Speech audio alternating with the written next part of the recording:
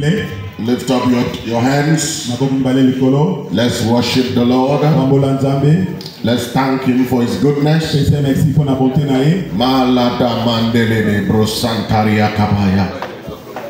Malanda lebroto zebregede shata. Nous te disons merci. Nous te disons merci. Nous te disons merci. Yahweh. Alléluia. Nous te disons merci. Nous te disons merci. Nous te disons merci. Yahweh.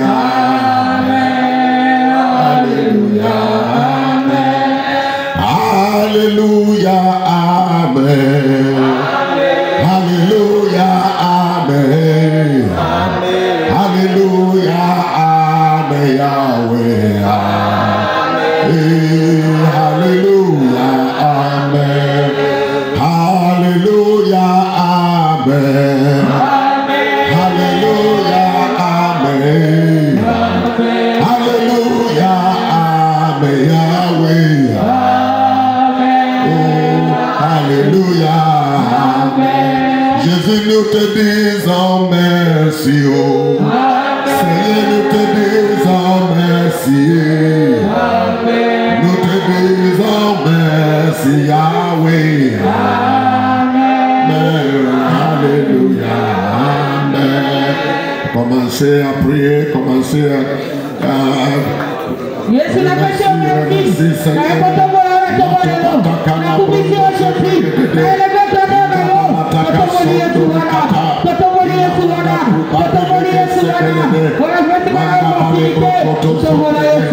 Manda bali buku sumbanga lakadi ilamba tozombre de keshaya bata langa takumbe lete sikaya ingaba kobore tekaya ndaliata luzimande mankatu saka igaba la katuri tesekende likatabania.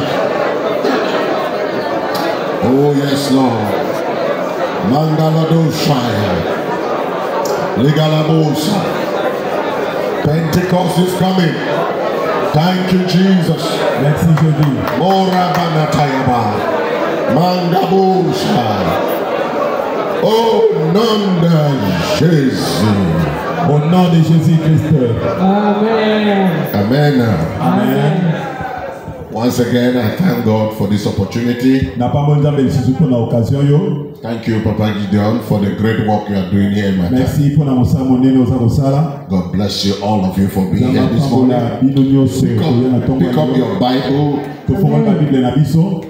1 Samuel chapter 19. 1 Samuel chapitre 19. Just verse 9 and verse 10. Verset 9 et verset 10, 1 Samuel 19, 9, 10, je lis au nom de Jésus. Amen. Alors les mauvais esprits de l'Éternel furent sur Saoul, qui était assis dans sa maison, sa lance à la main. David jouait, et Saoul voulut les frapper avec sa lance contre la paroi, mais David se détourna de lui, et Saoul frappa de sa lance la paroi. David prit la fuite et s'échappa pendant la nuit, parole du Seigneur. Amen. Hallelujah. Amen. Hallelujah. Amen. This morning, we continue from where we stopped yesterday. Nous continuons The last scripture we read yesterday, we saw the donkey that was tied and hindered from entering Jerusalem until Jesus came, and then he sent his disciple to release the donkey, and he rode upon that donkey and entered Jerusalem. Everyone that is here, you have your Jerusalem that you want to enter. Some of you is financially, some is maritally, Some is in your career. There's a level you want to climb to. But one thing you must understand, that in this world, every aspiration of man must meet with opposition.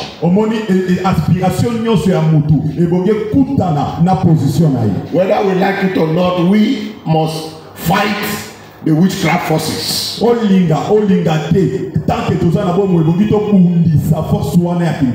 are evil forces that are working against your aspiration. Any little progress you make, they are angry.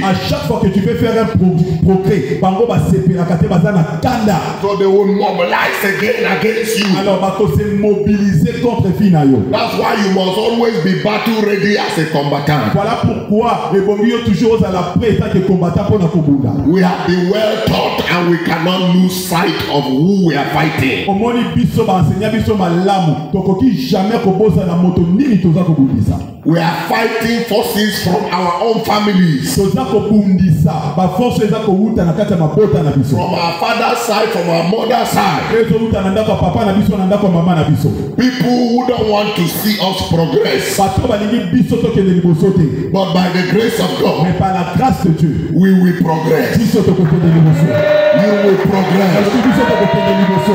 You will enter your Jerusalem. You will enter your Jerusalem. In the name of Jesus. Whether it's a financial Jerusalem, you will enter it. There are people standing here right now. You will own mega businesses. There are people here in this ministry that will own aviation, that will own planes. In the name of Jesus. The devil is a liar. You will enter your Jerusalem. Some are political Jerusalem. You have a political position you are eyeing. You will reach there. You will live past there. I want you to know the enemy is wicked. The enemy is wicked. And the enemy can be anybody. It can be your father, it can be your mother. It can be your brother. Can you imagine that David was rejected by his own father? They have sent the message. The prophet has sent the message. I'm coming tomorrow to anoint a king in your house. Le prophète a envoyé les messages en disant and when that tomorrow came, the father woke him up in the morning and said, go to the bush. The boy said, Papa, the prophet says coming to choose a king here today. And the father said, if they are choosing king, you think is it you? Do you look like a king? Go to the bush. He was sending away the king without knowing.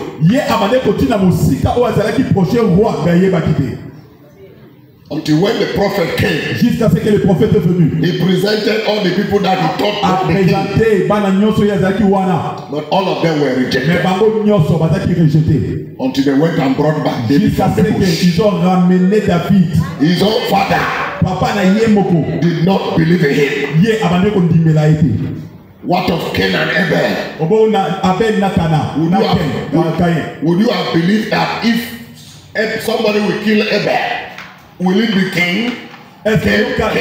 Yo kanisi vraiment que motomoko kokoboma Abel après wana ya kokoma roi. His own brother, no Cain, his own brother that killed him. Yes, that's what I'm saying. Amen. Oui. Hallelujah. Amen. Why? Pourquoi? The heart of man is desperately wicked. Pourquoi? Parce que le cœur de l'homme est tortueux. Desperately wicked. Et ça vraiment ma paix. As they are fighting us, we are fighting back. We must not stop. Amen. Amen. Life is a battle. Life is a war. The Bible says from the day of John the Baptist, la Bible déclare depuis le temps de Jean-Baptiste, the kingdom of God is suffering violence. Le royaume de Dieu, and only the violent take it by force.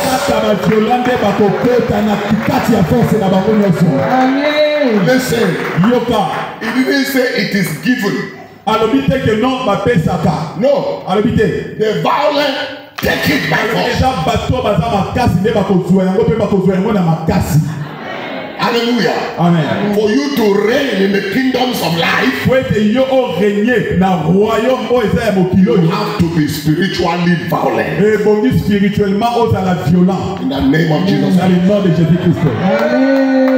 So we are going to pray. Alors nous allons prier. Look at the scripture we read. Dans la passage total. The Bible says, la Bible déclare, Saul is having problem. Saul il y a qui a problème là. He is having a serious problem in his life. And David came. Et David est venu to play music for him. Et pendant qu'il jouait sa musique. And anytime David played the music for him, à chaque fois David jouait la musique, you will be happy. Yeah, à cause d'un symbole. So David is serving the king. David était en train de servir le roi. Faithfully, making him happy. And one day, et un jour, the king decided, I'm going to reward this man. Let me reward him for his good work. And you know the best way to reward him? He grabbed the javelin. Release it to David. Ah! Oh! For what offense? Na offense nini? What is the offense? Na sali mabe nini? For serving you? Naza ko servir yo? For making you happy? Nazo sala ke yo za nesengo? For being a blessing to you? Naza lokola lipambo lipo na yo? That is how there are some people in your family. Voilà pourquoi il y a na bato na kati libota na yo. That you have helped them. Oh yo osunga. You have helped them. Osunga bango. But the way to pay you mais po bango ba so lisela yo is to carry your name to the witchcraft. Ezali kaka bazo eloko moko yo ba me mango na ndako bandoki. Carry your name, your picture, carry it, your clothes. Things you give them, they take it to the marabout.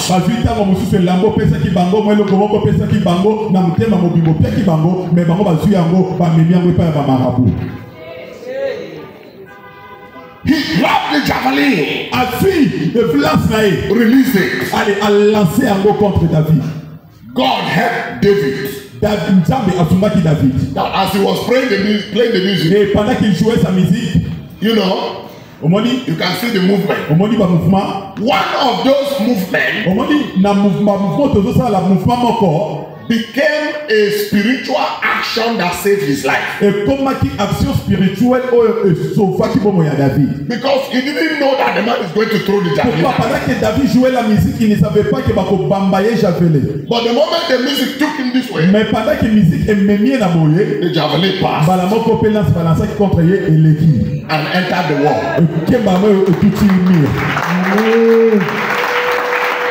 Hello. Hi. This morning, I came here because the Lord opened my eyes. And I saw that many of you are under attack.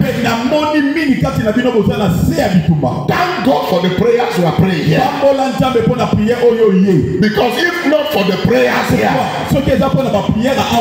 many of you would have been struck by the evil arrow.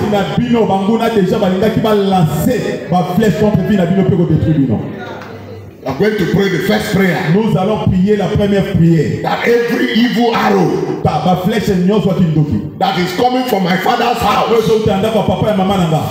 any evil arrow that is coming from anywhere, by this spiritual action that I'm taking now, I dodge.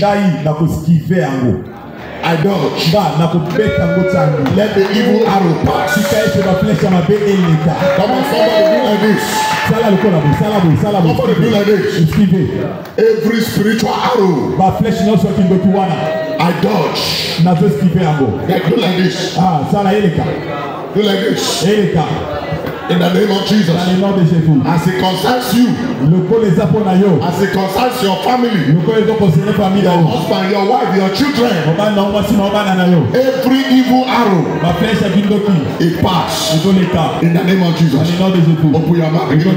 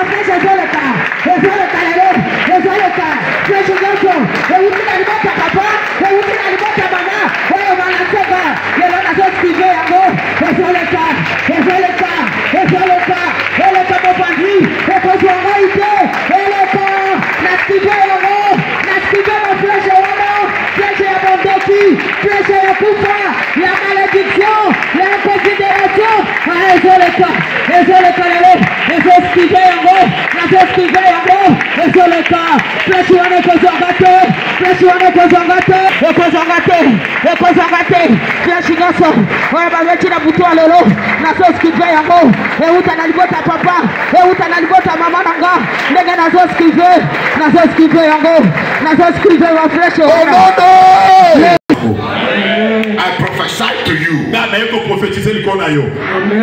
that evil arrow of sickness that has been set against you, you will dodge. In the name of Jesus Christ. It will not touch you. It will not touch you.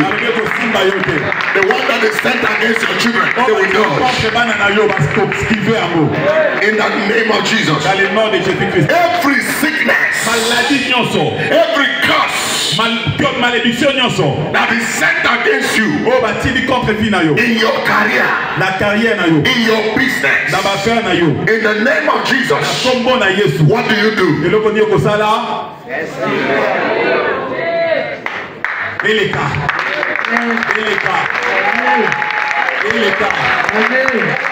In the name of Jesus.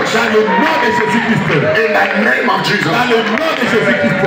Every demotion in the office, you have been working in that office, and enemy is eyeing you, doesn't want you to be lifted,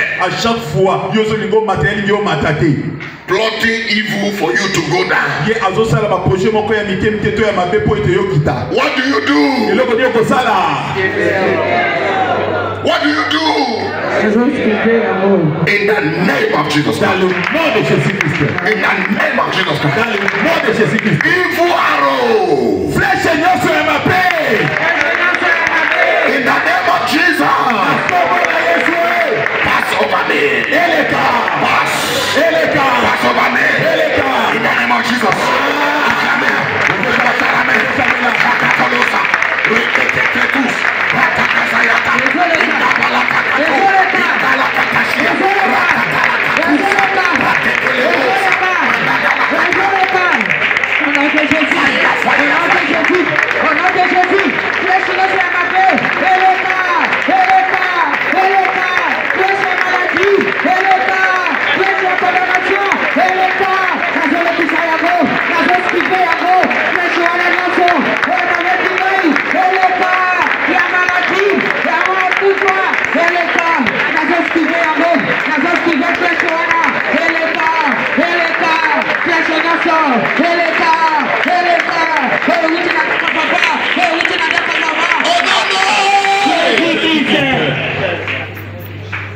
God said to Moses, Tell the children of Israel that when they sacrifice the animal,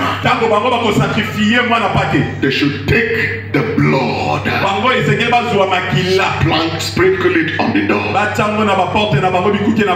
The army that the arrows of death will be flying all over the land. But when I see the blood, Passover. See the blood. I'm going to plead the blood of Jesus. I'm going to plead the blood of Jesus. In the name of Jesus. Blood of Jesus. Blood of Jesus. Pray in your career, in your business, your family. Blood of Jesus. Open your mouth and pray. Blood of Jesus. Blood of Jesus. Thank you, Lord. Thank you, Father. Thank you for the blood.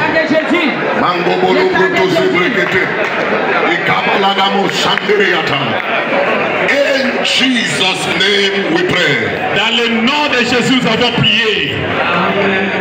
Look up to me. Hallelujah. Amen. Hallelujah. Amen. The Bible says, la Bible déclare that the gallows that Haman prepared to hang Mordecai, j'étais oyo Aman Mardochée Aman a préparé qui pour être pendre Mardochée. When the people of God prayed, tango bana na nzambe ba prier, God made it that the gallows that Haman prepared for Mordecai, that it is the same Haman that was hung on that gallows. Samba saliete kaka même njete oyo Aman ayeba ki na ko préparer pour na Mardochée kaka même njete wana ne bakenda ki ko pendre. So you are going to pray. Alors tu vas prier that every evil arrow, ma flèche nyoso ya mabe, that the enemy has projected against you, oh monguna a projeté contre yo, by the fire of the Holy Ghost, you seize that evil arrow, you reverse it, and you return it back to sender. In the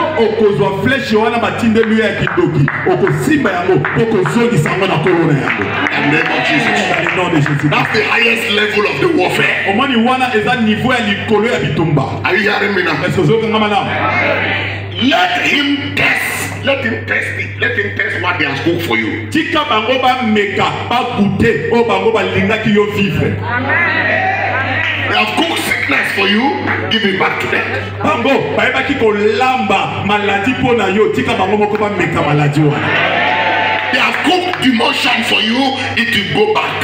Bango ba eba ki na ko préparer to ko lamba régression na vie na yo. Tika bango moko ba meka yango. Exactly the way Haman prepared it for Mordecai. That was what happened to Haman. Le lenge kaka man ayeba ki la ko préparer pour être comme la Mardochée ya mode comme la qui. Are you ready? Est-ce que vous avez? Are you ready to pray? Est-ce que vous avez? Are you ready to pray? Est-ce que vous avez? You are going to pray, Heavenly Father. Papa la lola. Every evil arrow. Ma flèche qui ndokinyoso. From my father's side, from my mother's side. Oh, from my jealous neighbors. Every evil arrow. I arrest you. I reverse you. I return you back to sender.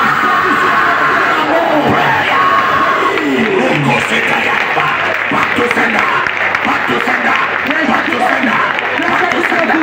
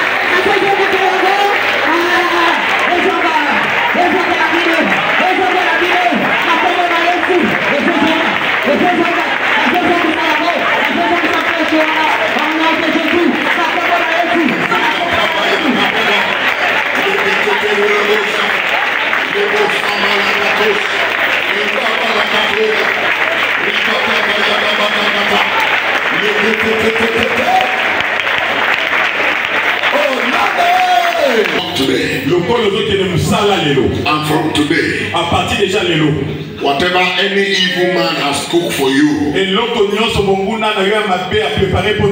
that person eat it. In the name of Jesus Christ. Whatever any evil woman has cooked for you, let them eat it. In the name of Jesus Christ. In the name of Jesus Christ. Even when you are asleep, the blood of Jesus will defend you. The blood of Jesus will cover you, cover your spouse, cover your children. In the name of Jesus. Pick up any seed there. In the name of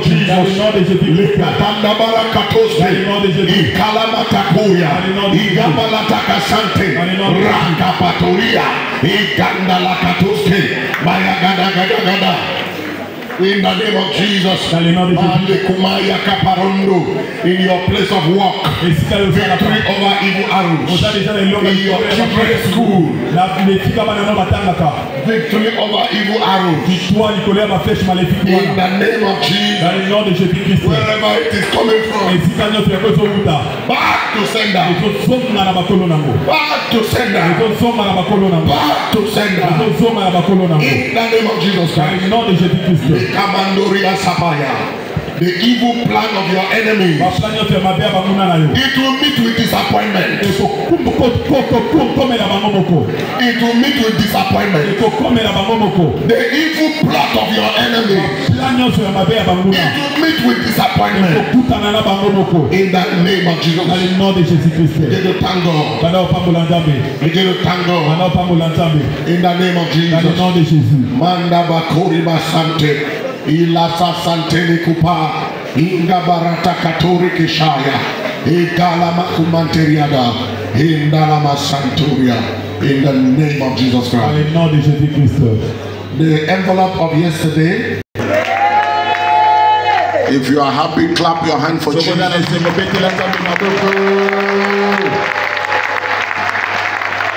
Hallelujah. Amen. So you go from here this morning with victory over evil arrows. In the name of Jesus Christ. In the name of Jesus Christ. I bless you. Je vous bénis. I bless you. Je vous bénis. I bless you. Je vous bénis. I release favor. I release grace. I release the anointing to destroy any obstacle on your way. To arrest every evil arrow.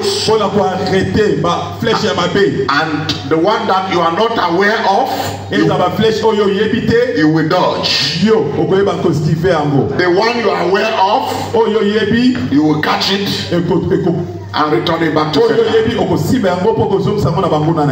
In Jesus' name. God bless you. See you in the evening. Shalom. Shalom. Mettez-la Jésus Maboko. Mettez-la Namilolo. Mettez-la Maboko. Il est Dieu. Mettez-la Yesu Maboko. Mettez-la Yesu Maboko. Betela Yesu maboko. Maboko so beta wana yeso manifester longa na yoso so na tongo na lelo. Maboko so beta wana so fomola ba porte nyoso kanamaki. Maboko so beta wana so changer histoire ya vie na yo na tongo na lelo. Betela Yesu maboko. Betela Yesu maboko. Betela Yesu maboko. Gloire à toi Jésus. Amen.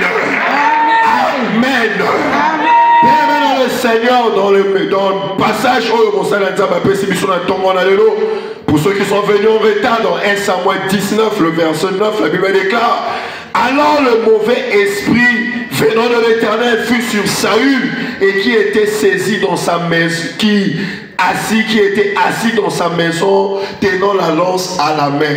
Alléluia. Un mauvais esprit qui a saisi qui Saül.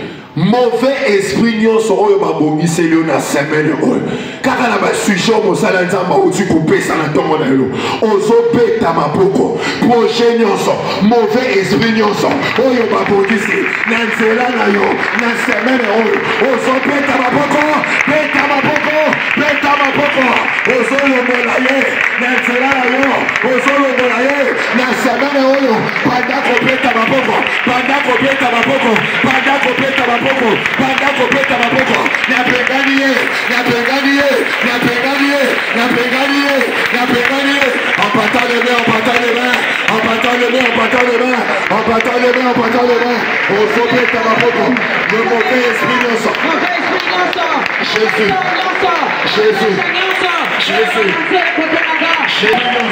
mauvais esprit nyonso oyo bakondisi semaine oyo na misala na yo oyo bakondisi semaine oyo na ndako na yo oyo bakondisi ozobeta maboko akorenye te akopere te akorenye te akopere te beta maboko beta maboko beta maboko beta maboko beta maboko ozoanule ozodetruire misala ya mauvais esprit wana oyebaye oyebaye te pengana ye yebisa ye bima kende yebisa ye bima kende yebisa ye bima kende okokota na ndako na ngai te okokota na mosala na ngai te okokota nani azobeta maboko nani azobeta pengana mauvais esprit wana pengana mauvais esprit wana pengana mauvais esprit wana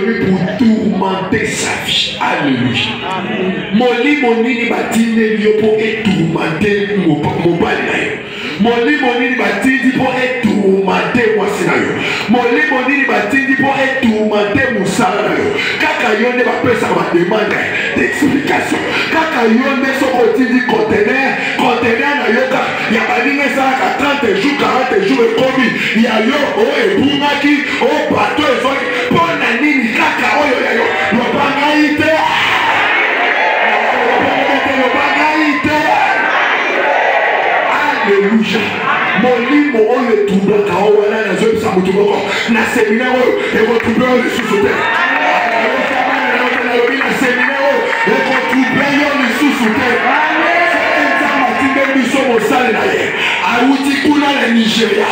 Attends, mon siège épelé. Avant je dois venir à ma tante.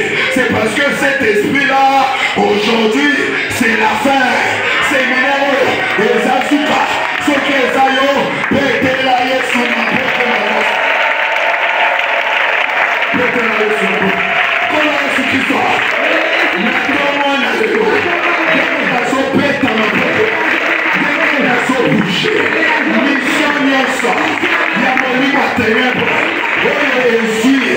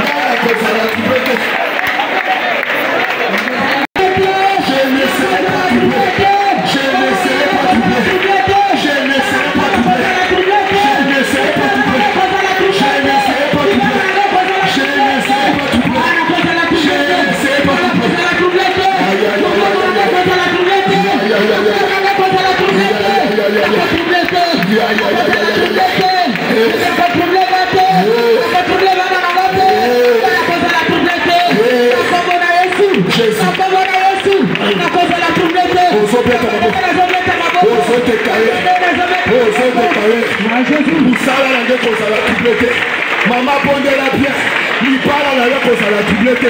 Qui met le moine à l'ibala? Qui met le moine à l'ibala? Chérie était là, bah j'étais merci là.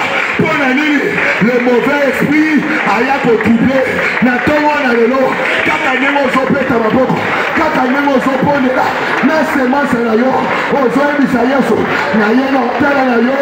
N'a déclaré, n'a cause à la lissue sous doublette. N'a cause à la lissue sous doublette. N'a cause à la lissue sous doublette. Le lot souka, le lot souka, le lot souka, le lot souka.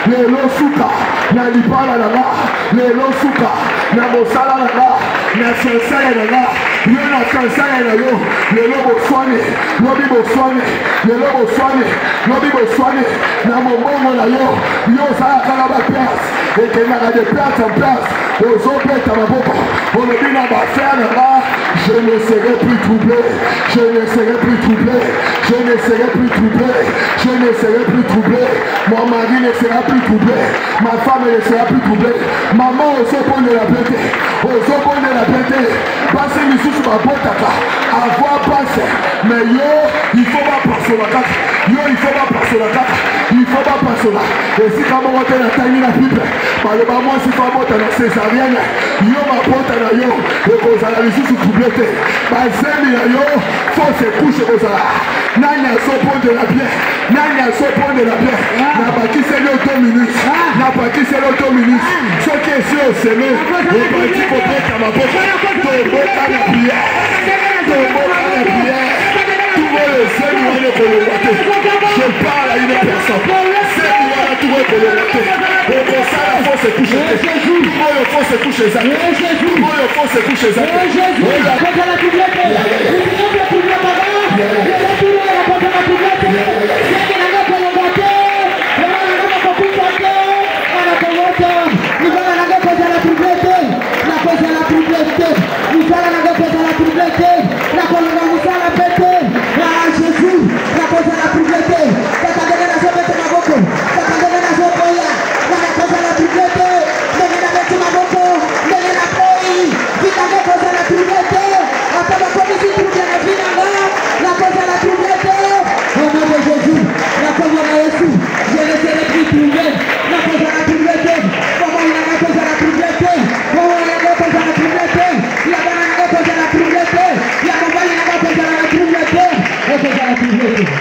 sera au notre. Kakanyemo pondeli wala. Ils ont ça la médaille. La début si vous m'envoyez ça le menu kakanyemo pondeli. Amen. Yo ça la consommateur. La début ça le menu kakanyemo pondeli. Tu ne seras plus troublé. Il est temps. Tu ne seras plus troublé. Ton mariage ne sera plus troublé. Tes enfants ne seront plus troublés. Ton travail ne sera plus troublé. Ta vie ne sera plus troublée. Amen, amen, amen.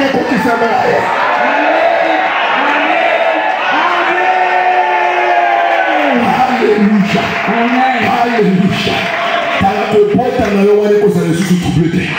Ceux qui allaient passer ça qui faut coucher à nous pour ça la beauté. Amen. Ça me tout tu te comme en décembre au combattant la production maman bijou maman bigaye pas que pas pour la bébé on a la production Amen. Alléluia. Amen. L'Éternel a dit à Abraham, je bénirai ceux qui te bénissent.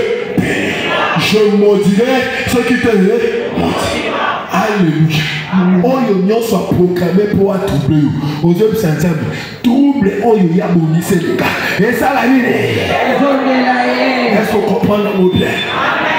Saül a bonissé Aboma David. Mais dans la finalité, qui est décédé? Est-ce que ça tout le monde se comprend? Nzamba pas moli David. Nzamba a wende David. A ébissé David, tu es l'homme selon mon cas. C'est toi qui seras le roi. Mais Saül a yoki bongo a siliki. Nazoli sa mutunyo soit siliki na kalipamboli na yo. Dans la séminaire yo. So kasali répandant c'est terre. Ouais, pourquoi là yo? Et t'as lié bongo. Biso la ministère to boma kabatute. Mais tozo me maé la répandance. To dit qu'il y est temps. La Bible dit Dieu use de patience. Attends qu'il revienne à la répandance. Ceux qui a mouru kotika. Oh koko me la ye moko. Alléluia. Nzambe emo kwa poni David. Nzambe emo kwa poni yo. Yenga pesio lipala wana. Yenga pesio musala wana. Yenga pesio pana wana. Mais bango bamoni balobi jamais. Aussi, le même jour où Saül a appris que David a commencé à réussir dans sa vie, la Bible déclare que Saül a haï David dans le temps jusque dans la suite. Si nous collaquenons Kokouf, nous démali Koundou. Soit pas ça qui repentance, allez va qu'à vivre. Mais quand la boy comme ça repentance, tous les noms sont au sérieux. Kufa nyoso oya bongiselio. Echeke wana ba bongiselio. Ozo peta baboko. Na ndaku na ngeu kutate. Eso ngela bango. Multiplier mo for 7. Multiplier mo for 12. Multiplier mo for 100. Triple wana eso ngela bango. Maladie wana eso ngela bango. Echeke wana eso ngela bango. Mo pondo wa ya. Peta ma poko na yo. Peta ma poko na yo. Peta ma poko na yo.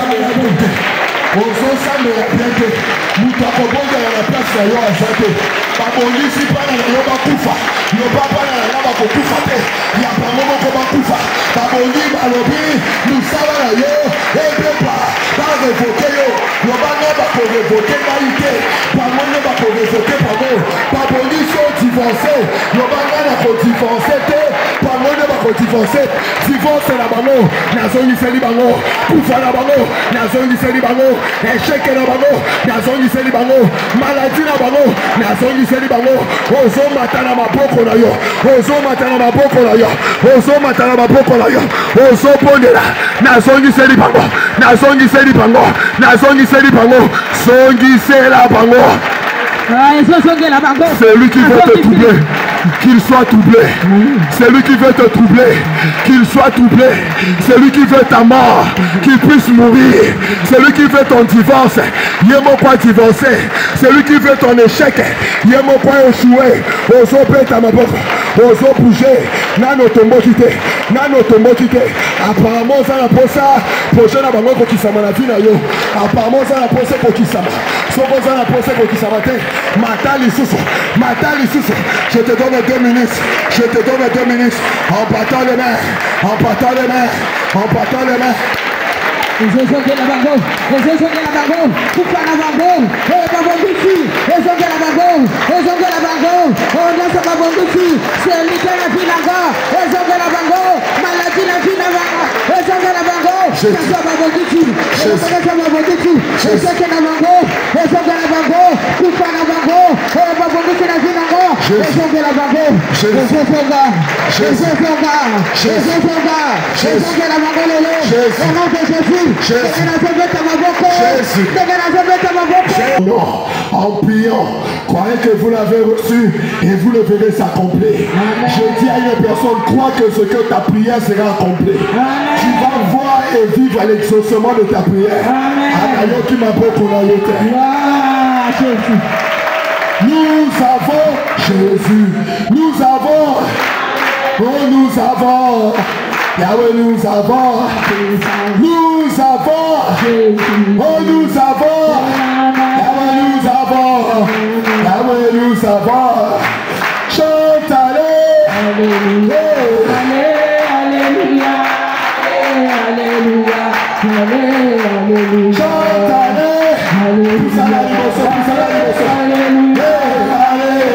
alléluia, chante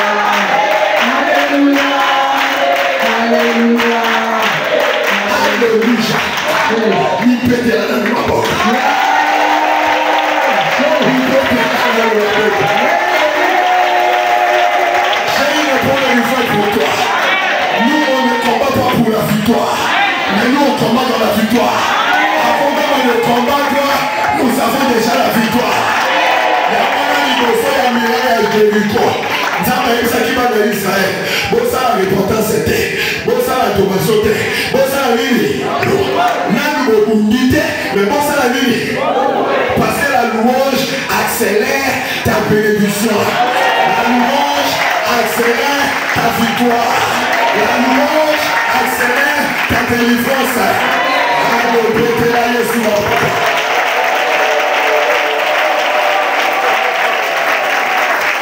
Alléluia.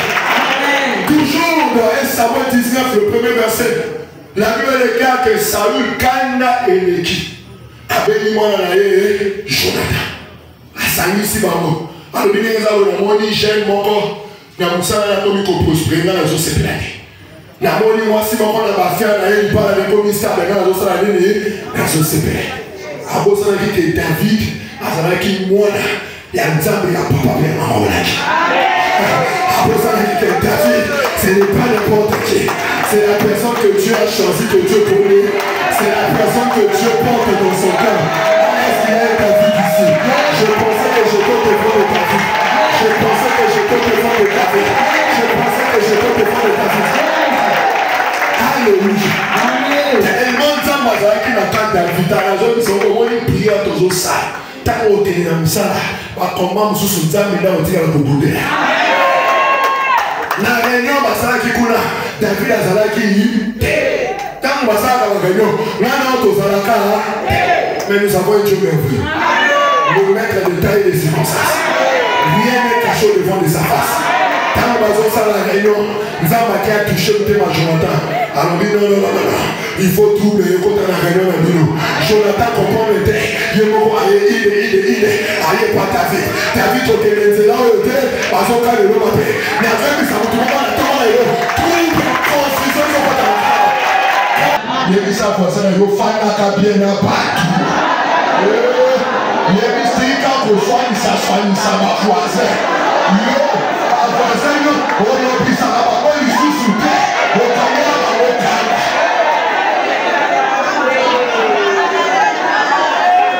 Pété là, c'est ma bonne joie.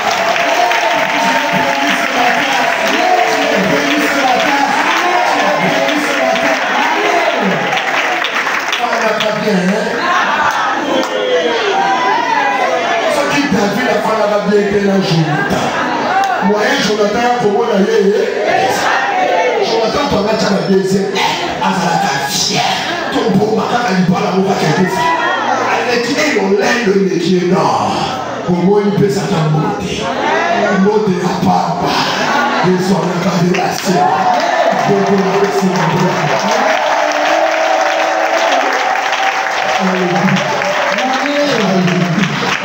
Confusion est contre la cara. On comprend que nous devons croire à lui.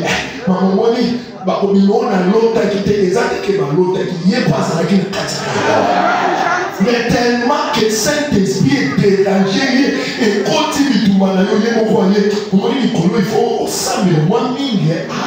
faut comprendre que déjà nous suffit tellement. Alléluia. Comment est-ce que ça?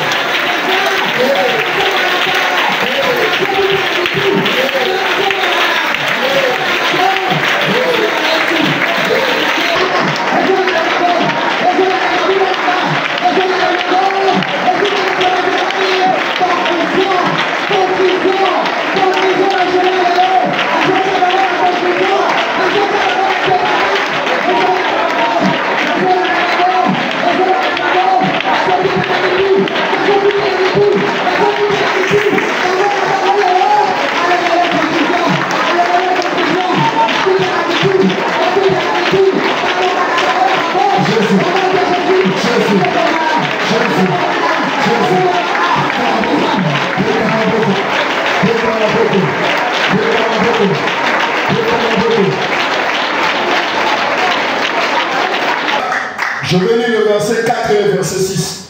La Bible dit, Jonathan parla favorablement de David à Saül, son père. Alléluia. Amen. Le verset 6. Saül écouta la voix de Jonathan et il jura en disant, l'Éternel est vivant, David ne mourra pas. Amen.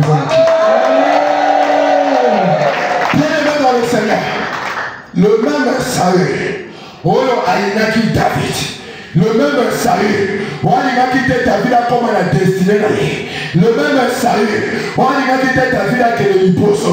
La Bible dit, Saül a fait quoi? Il a changé de langage. Alors ils vont changer de langage. Ils vont reconnaître ton Dieu, ils vont confesser ton Dieu et ils vont proclamer ton Dieu. L'Éternel est vivant. Je l'ai vu. À comprendre l'été. À Manaki Kolukayo. Quand les gens sont au Kawana, je vais comprendre l'été dans le méchanger. À pas moi. À quel niveau ça? Alléluia. Et ça va comme le bouton. L'histoire des parents est pareille. Roi juillet, alors il y a qu'à maudit, maudit là nous Benjamin, il y a qu'à maudit, aïe le bosso, aïe, alors il y a maudit, Benjamin, ok, le bosso, on comprend, alléluia,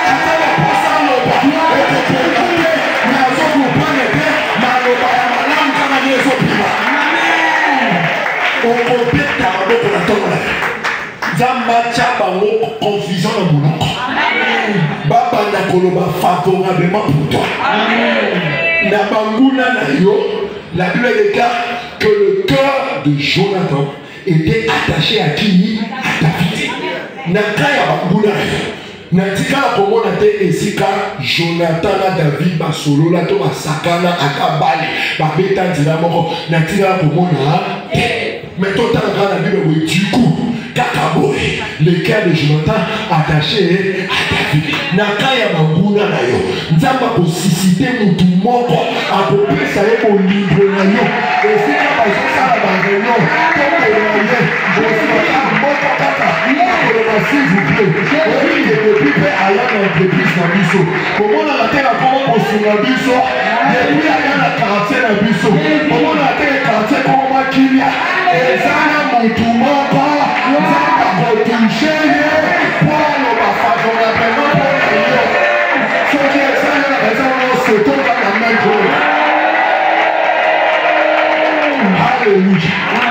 Alléluia. Donc ça la paix. Tu dirais à quelques minutes aussi ça. Alléluia. Vous pouvez me sentir avec papa. N'attends mon allée. Nakaya bakuna là-bas. Yesu balanga j'ai ça la ligne. On m'a dit na verset 3 na verset 2 oyo kelele Bible zo décrit Saül atondi sama ki na kanda pour akomana ni David. Mais au kiti kaka na moi deux versets ta nzamba konti bitumba. La Bible déclare que le cœur du roi est entre les mains de qui? De Dieu. Ata banguna la yo soka zala mutema leza na maboko na ni. Alléluia. Comment Jésus-Christ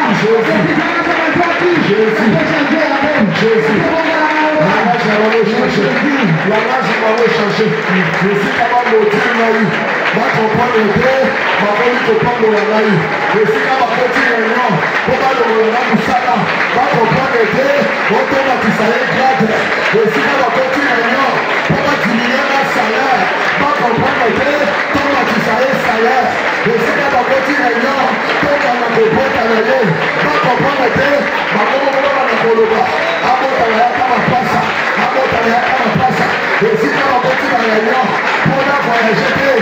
Comment le changer. Au sommet de la vérité. Au sommet de la vérité. Au sommet de la vérité. Au sommet de la vérité. La nage est changée. La nage est changée. Si Barak n'a pas pu maudire les enfants d'Israël, nous allons prier ce matin. Malheureusement sur la malédiction, dans notre cercle.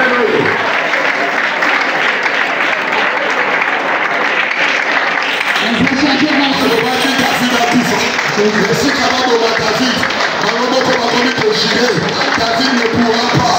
Et si on va dire David a Koufa, David ne pourra pas. Et si on va dire Abolade, David ne pourra pas dévoiler. David ne pourra pas dévoiler. David ne pourra pas dévoiler. David ne pourra pas dévoiler. David ne pourra pas dévoiler. Au nom de Jésus.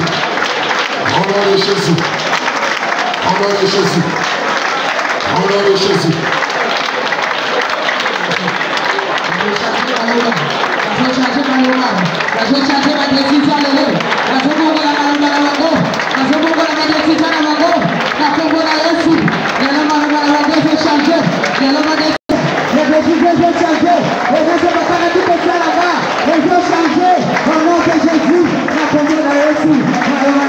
Merci Seigneur Jésus-Christ.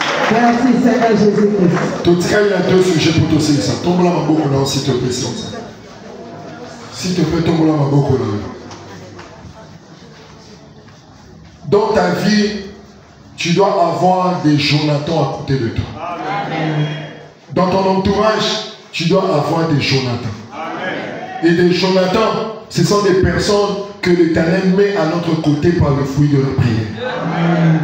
Même Jésus, avant de commencer sa mission, la Bible déclare, il est monté à la montagne pour prier, pour trouver les personnes qui seront tout autour de lui. Amen. Bah Jonathan, bah ça va trop, bah loyal même lorsque tout le monde te délaisse. Amen. Et ce sont des personnes qui ont mis tout dans salarié ni donc au salarié et l'autre il y a gravité. Mais quand il y a l'autre qui on a mis à comprendre à l'inayon à degré bon au sacrifice. À défendre la degré, ils ont mis tout dans la main et l'autre il y a grave la pisse. Ce sont des Jonathan. Alléluia. Tu vas prier ce matin. Tu vas dire Seigneur, j'ai besoin que durant cette semaine, reste à l'année, que tu puisses mettre des personnes qui vont m'accompagner, des personnes favorables, des Jonathan à côté de moi, des collaborateurs qui te craignent et qui te connaissent, des collaborateurs qui vont m'aider à accomplir ta volonté. Alléluia. Amen. Je vais te donner une minute. N'invite sujet où on a formulaire. Mais j'ai besoin que ce matin que tu puisses prier pour toi. S'il n'y avait pas Jonathan dans la maison de Saül, mais il a vu la bouffe. Mais parce qu'il y avait des Jonathan, parce qu'il y avait des Jonathan, oh il y a des défendre parce que on maman a assis quelqu'un dans la coin il y a venu il y a des Jonathan Zabatilio aboya koyebisa yo na fanda ki awa na yo ki batu moko bazobeta ni solo ba 22 heures net baboya kokote na yo ye wana Jonathan na yo. Amen. Yango na lobi na insister lisusu fandaka bien na papa. Amen. Sinon, Dieu peut mettre à côté de toi un Jonathan, mais Nicolas Bissale Nayo, Kotonga Tonga, Kosona Swana, Moukabela, Adama voisinté. Moyen peut pas sourire, payer, et ça. Alléluia. Oui, on a vu ça dans la vision de notre maman de Resmémoire. Chaque fête, maman au lunch, non raté, à Rosso Mabilo, à Kabeli, quartier Mobile. Est-ce qu'elle a possible? Si vous avez la vision, vous avez la alléluia. Élève tes mains. Tu vas dire à l'Éternel, Seigneur, ce matin, s'il te plaît, je t'en supplie. Papa, mets les personnes qui vont m'aider à grandir spirituellement. Mets les personnes qui vont m'aider, qui vont m'accompagner. Je ne sais pas comment tu vas prier. Élève ta voix, commence-moi à prier. Commence à prier, commence à prier, commence à prier. Chama tu pembeni na mama kusuka ngani. Chama tu pembeni na mama kwende ngani. Chama tu pembeni na Jésus. Ya Bwana haleluya. Na toka leo Jésus. Chama nataka kwa pembeni na ngani. Chama nataka kwa pembeni na ngani. Change mon entourage, Seigneur. Change mon entourage, Jésus. Mais des personnes qui vont m'aider à grandir spirituellement. Mais des personnes qui me seront loyales. Mais des personnes qui seront des canaux de bénédiction pour moi. Mais des personnes, des collaborateurs dans mon business, même dans mon mariage, même dans mes affaires, même pour mes enfants, même dans mon fiançailles, dans mes études. Yesu, d'abord la classe, des rana balinga nyoso, bakola kisabana na pornographie. Yesu balo wa, pembeni ya bana bakola kisa, bana mais como Yesu balo wa pembeni ya bana, mais pembeni ya bana, tina baninga, bakomela mamo na crainte de Dieu, bakomela mamo na kobana yo. Alléluia. Merci Seigneur Jésus-Christ. Merci Seigneur Jésus. Merci Seigneur Jésus-Christ. Merci Seigneur Jésus. La Bible déclare tout ce que tu liras sur la terre sera lié dans le ciel. Tout ce que tu délieras sur la terre sera délié dans le ciel. Aujourd'hui, nous sommes lundi, le premier jour de la semaine. La dernière semaine du mois de mai. Toi-même, tu vas bénir ta vie. Toi-même, tu vas déclarer des paroles de bénédiction. Sujet à prière, sous Karawana. Parle-moi la semaine, parle-moi la bonne, parle-moi la fenêtre. Prions dans le nom de Jésus. Alléluia.